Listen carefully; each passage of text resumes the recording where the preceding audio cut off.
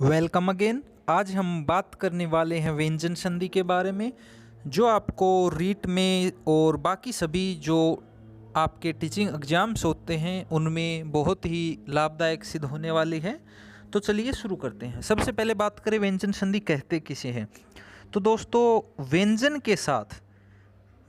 के साथ अगर स्वर या फिर व्यंजन हो तो उससे जो विकार उत्पन्न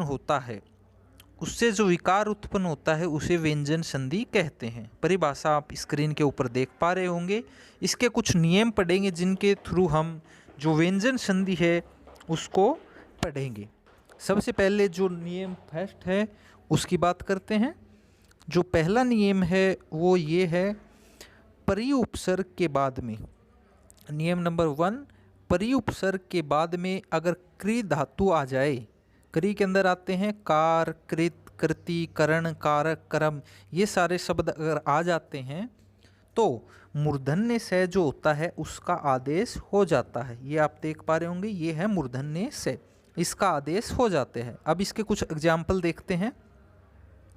जैसे ये इसका रूल है, परि प्लस क्रि धातु अगर आ जाए जिसमें कार, कृत, कृति, करण, कारक, कर्म, ये सारी जो शब्द हैं अगर आ जाएं तो वहाँ व्यंजन संधि करते हैं। अब इसके एग्जाम्पल देखते हैं। देखिए, ये है परि उपसर्ग, इसके बाद अगर कारक आ गया, कारक इनमें देखा था हमने, ये है कारक, कारक आ जाए तो मूर्धन्य से, परि से कारक, तो ये क्या बन गया, परिस्कारक। इसी प्रकार परि प्लस कार आ जाए तो भी मूर्धन्य से का आदेश हो जाता है, ये बन गया परिष्कार। इसी प्रकार परिकरण, तो ये क्या हो जाएगा, परिष्करण। इसी प्रकार परि प्लस कृति, तो मूर्धन्य से का आदेश हो जाता है तो परिष्कृति। तो ये हमारा क्या था, नियम नंबर 1। इसमें ज़्यादा कुछ नहीं है। परि उपसर्ग के बाद में अगर क्रि धातु का कोई भी शब्द आ जाता है तो उसमें मूर्धन्य जो से है उसका आदेश हो जाता है। कुछ नहीं करना, किसी चीज़ का विलोप नहीं करना, सिर्फ हमें मूर्धन्य जो से है वो इसके अंदर जोड़ देना है। तो ये इसका पहला नियम था। दूसरा नियम देखते हैं। दूसरा नियम ये है कि यदि सम उपसर्ग के बाद, जैसे सम उपसर्ग है पहला, इसके बाद अगर करे धातु आ जाए तो इसमें, जब पहले में हमने देखा था कि परि उपसर्ग के बाद में अगर करे धातु आ जाती है तो मूर्धन्य से का आदेश हो जाता है। अब इसमें देखेंगे कि अगर सम उपसर्ग के बाद में करे धातु आ जाती है तो जो मैं है, सम है हमारा उपसर्ग, सम का जो मैं है ये बदल जाता है अनुस्वार में और दंते से इसका आदेश हो जाता है। तो अभी एग्जाम्पल देखते हैं। सम प्लस क्रे, तो जो ये से है ये एज इट इज रहने वाला है, मैं का हमारा हो जाएगा अनुस्वार और ये सेम रहेगा। ठीक है, इसके कुछ उदाहरण देखते हैं। सबसे पहले देखिए, सम प्लस करण है तो सम में सम उपसर्ग हो गया, करण हमारा क्रे धातु का शब्द है, इसमें मैं जो है ये परिवर्तित हो जाएगा किसमें, अनुस्वार में, और जो दंते से है इसका आदेश हो जाएगा। तो क्या बन जाए इसका, सम प्लस करण, ये बन जाएगा संस्करण। ठीक है, ये जो है इसका आदेश हुआ है और जो ये अनुस्वार है ये मैं का परिवर्तित रूप है। इसी प्रकार अगर देखें सम प्लस कृत, तो इसमें मैं वही अनुस्वार में परिवर्तित हो जाएगा और जो से है हमारा दंते से, इसका आदेश हो जाएगा। तो क्या बन जाएगा, सम प्लस कृत इक्वल टू संस्कृत। ठीक है, आगे देखते हैं। एक और उदाहरण देखते हैं इसी प्रकार का।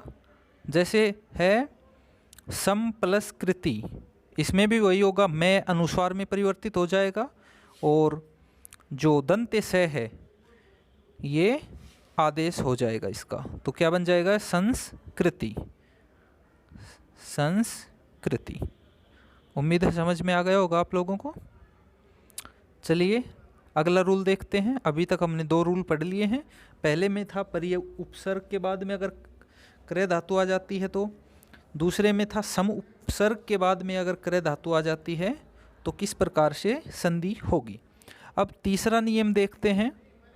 तीसरा नियम ये कहता है, यदि शब्द के मध्य लगातार 2 पंचम वर्ण आ जाएं, यानी किसी भी वर्ग का अगर लगातार 2 पंचम वर्ण आ जाएं तो प्रथम जो पंचम वर्ण है उसी वर्ग का प्रथम वर्ग बन जाता है, और जो दूसरा पंचम है वो सेम रहता है।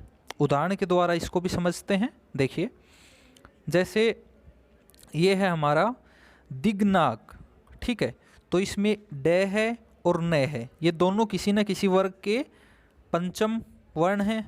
ये जो हमारा है ये कै वर्ग का पंचम वर्ण है, और ये कौन से का, ये है तय वर्ग का पंचम वर्ण, ठीक है।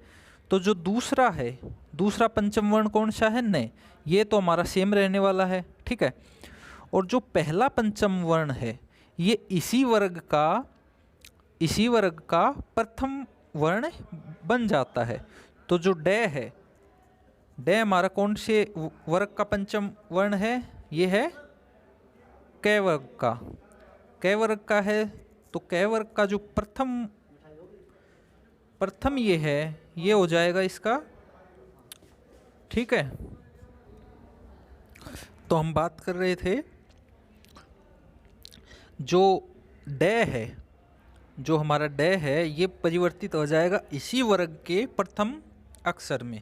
तो प्रथम अक्षर क्या है डे वर्ग का, कै है, कै ख गे घ डे, तो ये है 5वां वर्ण, ठीक है।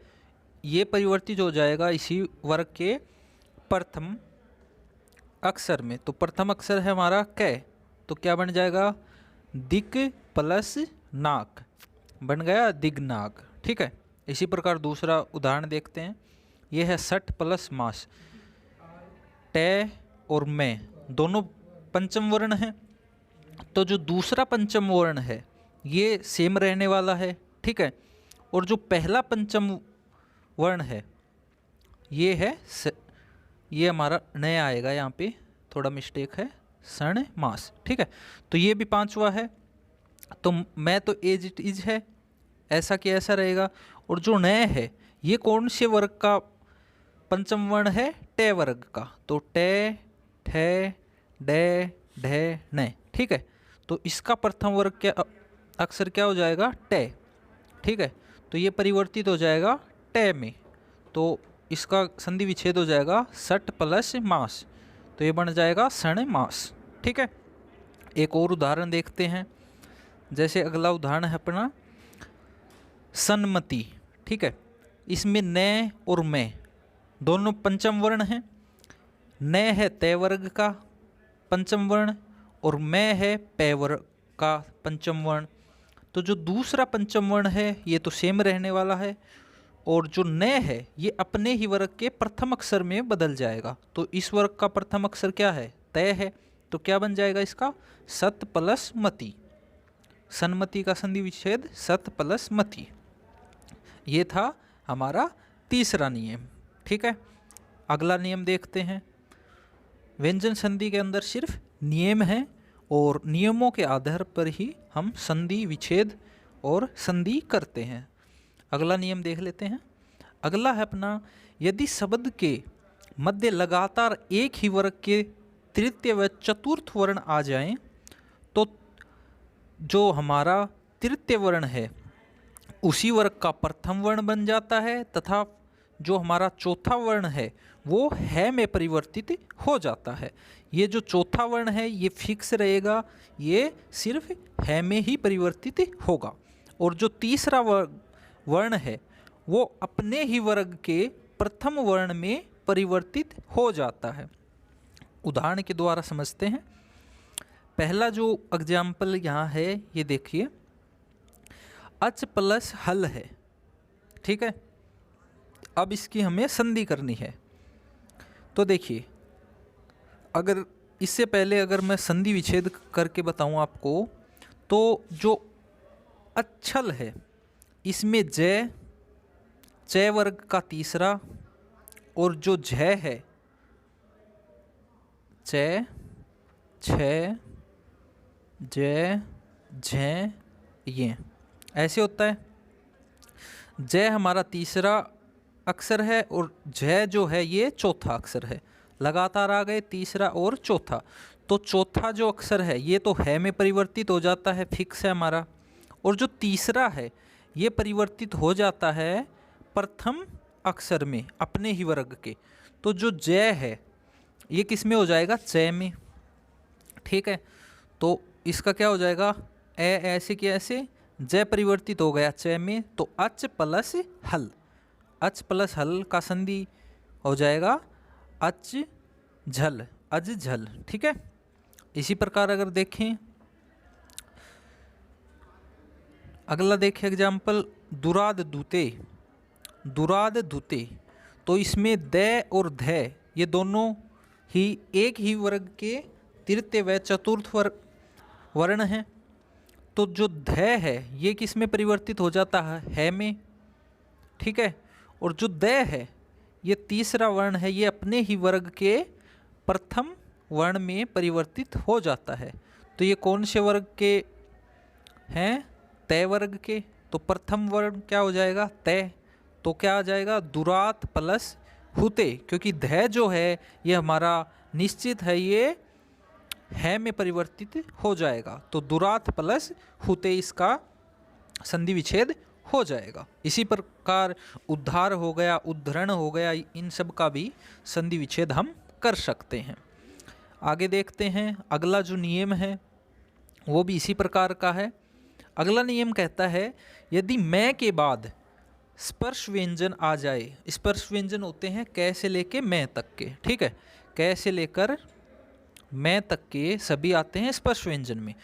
तो ये कहता है कि यदि मैं के बाद स्पर्श व्यंजन आ जाए तो मैं का अनुस्वार तथा जो पंचम रूप है वो आदेश हो जाता है। जैसे मान लीजिए ये मैं है, इसके आगे स्पर्श व्यंजन अर्थात कोई भी कै से लेकर मैं तक कोई भी वर्ण आ जाता है तो मैं इसका अनुस्वार में भी परिवर्तित हो जाएगा और इसका पंचम रूप इसका आदेश हो जाता है।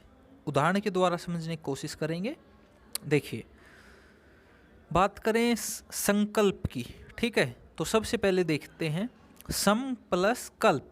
ठीक है, तो मैं और इसके आगे आ गया कै। तो कै क्या है, स्पर्श व्यंजन है। ठीक है, और मैं है, तो मैं क्या हो जाएगा, मैं है अनुस्वार में बदल जाएगा। ठीक है, मैं अनुस्वार में बदल जाएगा। ठीक है, तो हम इसको लिख सकते हैं संकल्प, संकल्प। ठीक है, इसी प्रकार सम प्लस गम, इसको भी हम मैं अनुस्वार में परिवर्तित हो जाता है तो क्या बन जाएगा, संगम। एक बात और कही गई है इसके अंदर कि जो आगे वाला वर्ग है, जो आगे हमारे वर्ण दिया गया है, ये अपने पंचम में परिवर्तित हो जाता है जो अनुस्वार है। जैसे यहाँ कै है तो इसका पंचम हो जाएगा डे, गै है इसका पंचम हो जाएगा डे, तो ये सड़ गम भी बन जाता है। इसको हम हटा के अनुस्वार लगा देते हैं तो ये बन जाता है संगम। ठीक है, इसी प्रकार संधि हो गया, संन्यास हो गया, ये सभी जो शब्द हैं इसी प्रकार से संधि विच्छेद हम इनका कर सकते हैं। अगला रूल देख लेते हैं। अगला नियम है इसका, यदि मैं के बाद यण, उष्मीय या संयुक्त अक्षर आ जाए तो मैं का अनुस्वार रूप आदेश हो जाता है। ठीक है, देखते हैं। देखिए, उष्मीय आपको पता है से जो होते हैं, तीनों जो से होते हैं ये उष्मीय में आते हैं। संयुक्त अक्षर होते हैं अक्षय, तरह, गे होते हैं। तो मैं के बाद में अगर इनमें से कोई भी शब्द आ जाए, वर्ण आ जाए, तो जो मैं है ये अपने अनुस्वार में परिवर्तित हो जाता है। बिल्कुल आसान है। जैसे सम प्लस विधान, मैं है, मैं के आगे वे आ गया। ठीक है, वह कौन सा होता है, यण में आता है। तो ये जो मैं है ये अपने अनुस्वार में परिवर्तित हो जाएगा, तो संविधान यानी कि क्या बन जाएगा, संविधान ये बन जाएगा। इसी प्रकार सम प्लस योग करें तो मैं अनुस्वार में परिवर्तित हो जाएगा, तो संयोग इसका हो जाएगा। इसी प्रकार संज्ञा, संसार, इन सभी का हम संधि विच्छेद कर सकते हैं। अगला नियम देखते हैं। अगला नियम है अपने पास, यदि प्रथम पदांत में, यानी जब हम संधि करते हैं तो दो पद होते हैं, प्रथम पदांत में अगर ई या ऊ आ जाए और दूसरे शब्द में प्रथम वर्ण दंत्य से आ जाए, ठीक है, ये बात फिक्स याद रखना कि सिर्फ दंत्य से आना चाहिए, तो मूर्धन्य से में परिवर्तित हो जाता है। जैसे देखिए, बात करें जैसे वी प्लस सम, वी, ठीक है, ई आ गया, ई स्वर आया, ई, इसके सामने आ गया दंत्य से आ गया, तो ये जो है ये किस में आदेश हो जाएगा, मूर्धन्य से में। ये जो से है ये मूर्धन्य से में आदेश हो जाएगा, तो वी का सेम रहेगा, इससे से की जगह क्या बन जाएगा, मूर्धन्य से, और मैं, तो क्या बन जाएगा अपना विषम बन जाएगा, ठीक है। इसी प्रकार अगर देखें, देखो सु प्लस समा, सु प्लस समा, तो पहला जो पद है इसमें ऊ आ गया, ऊ के आगे दंत्य से आ गया, तो दंत्य जो से है ये आदेशित हो जाएगा मूर्धन्य से में, तो ये क्या बन जाएगा, सुषमा, ठीक है, बहुत ही आसान है। इसी प्रकार परी प्लस सद, परी ऐसे कि ऐसे रहेगा, इसमें ई आया है प्रथम पदांत में, दंत्य से ये आदेशित हो जाएगा मूर्धन्य से में, तो क्या बन जाएगा, परिसद। बिल्कुल आसान है, समझ गए होंगे। आगे ये जो अभिषेक, सुष्मिता, इस प्रकार के जो उदाहरण हैं ये भी हम इसी प्रकार संधि विच्छेदित कर सकते हैं। आगे अगला नियम देखते हैं। आज पूरी व्यंजन संधि करने की कोशिश करेंगे।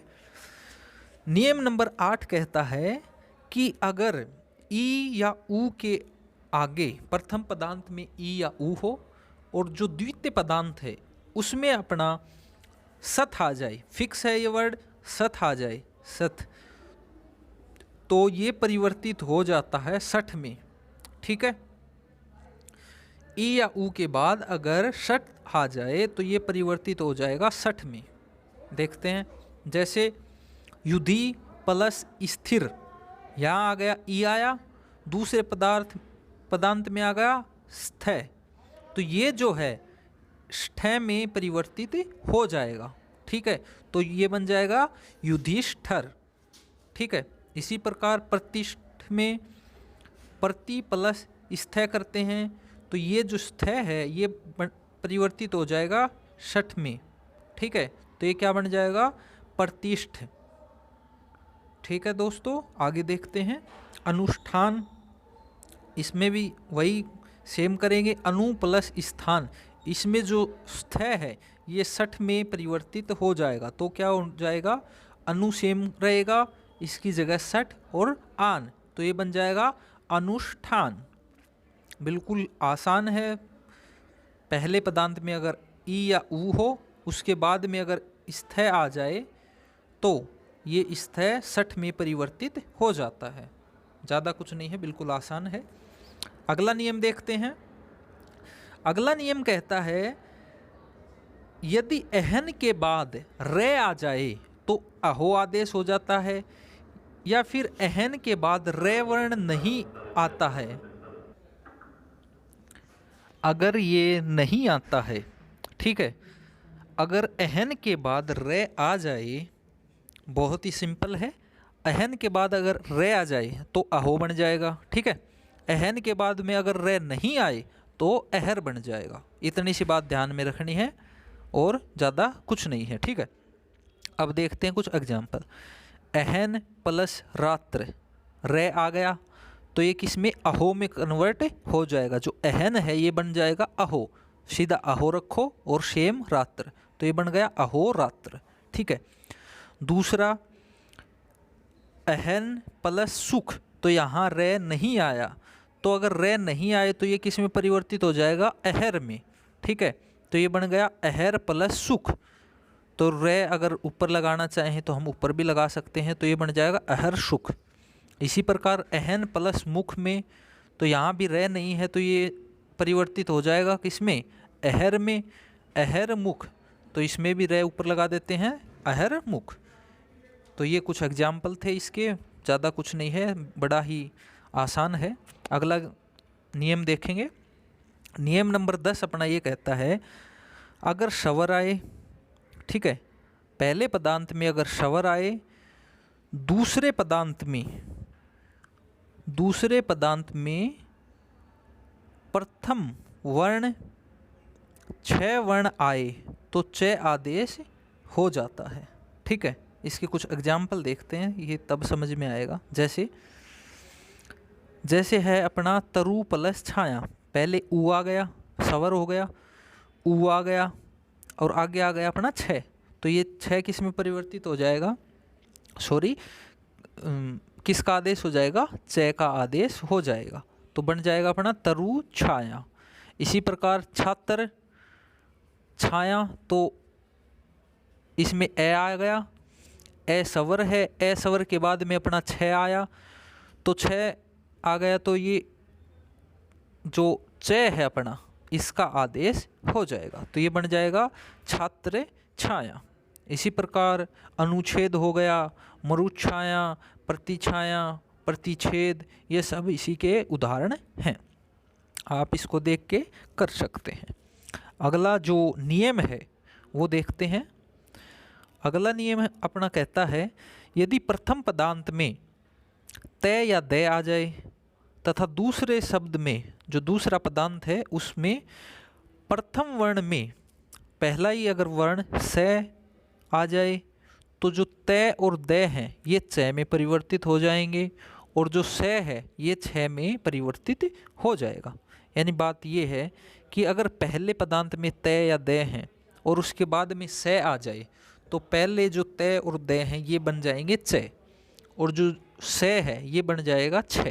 ठीक है, जैसे उत प्लस शासन, उत प्लस शासन है तो जो तय है ये बन जाएगा च में और जो स है ये बन जाएगा छ, तो अपना हो जाएगा उत शासन, सॉरी उच्च शासन। ठीक है, इसी प्रकार से उत प्लस श्वास, तो तय जो है ये च में परिवर्तित हो जाएगा, स हो जाएगा छ में, तो ये हो जाएगा उच्च श्वास। ठीक है, इस प्रकार कुछ और भी उदाहरण हैं। उच्छृंखल, इसका भी अगर हम करें तो उत प्लस श्रृंखल इसका हो जाएगा।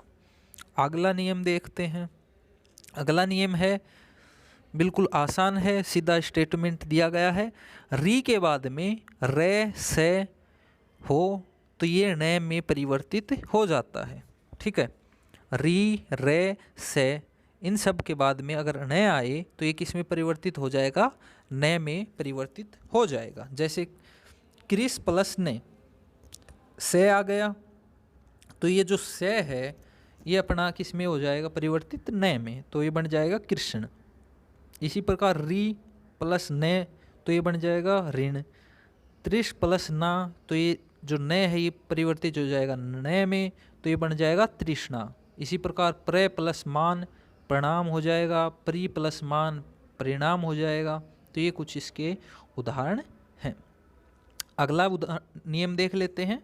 अगला नियम कहता है कि अगर प्रथम वर्ण के बाद में, प्रथम वर्ण मतलब क चे टे ते पे, ये सारे प्रथम वर्ण हैं। प्रथम वर्ण के बाद में या तो स्वर आ जाए या फिर पद का वर्ग का तीसरा या चौथा आ जाए या फिर अंतस्थ व्यंजन आ जाए। ठीक है, ये सारी चीज़ें इसकी हैं। देखिए, या तो स्वर आ जाए प्रथम वर्ण के बाद में, या अंतस्थ, या फिर ये जो तीसरा या चौथा, तीसरा चौथा किसी भी वर्ग का तीसरा या चौथा अक्षर आ जाए।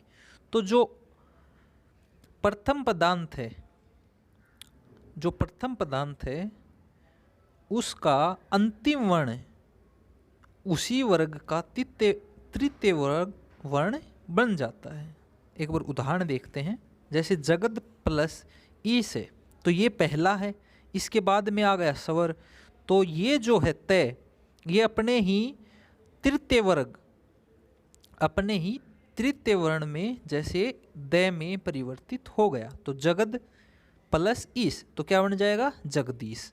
इसी प्रकार वाक प्लस ईस, तो कै है, कै के बाद में स्वर आ गया, तो जो कै है ये अपने ही वर्ग के तीसरे में परिवर्तित हो जाएगा, तो कै का तीसरा गए, तो क्या बन गया, वागीस। इसी प्रकार सत प्लस वेग, ये बन जाएगा सदवेग। श्रीमत प्लस भागवत, तो ये बन जाएगा श्रीमद् भागवत। तो ये कुछ इसके उदाहरण थे, आप इसको रोक के आराम से देख सकते हैं।